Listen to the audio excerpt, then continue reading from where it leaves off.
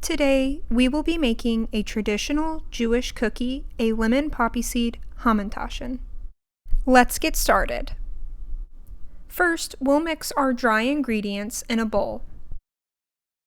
Next, we'll mix our wet ingredients in a separate bowl. Now we'll add our wet ingredients to our dry ingredients, and we'll mix with an electric beater. We'll then separate our dough into 2 halves and chill for 20 minutes. We'll then roll out our dough and cut circles.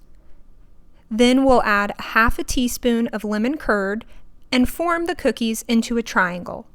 Bake on 350 for 15 minutes and enjoy!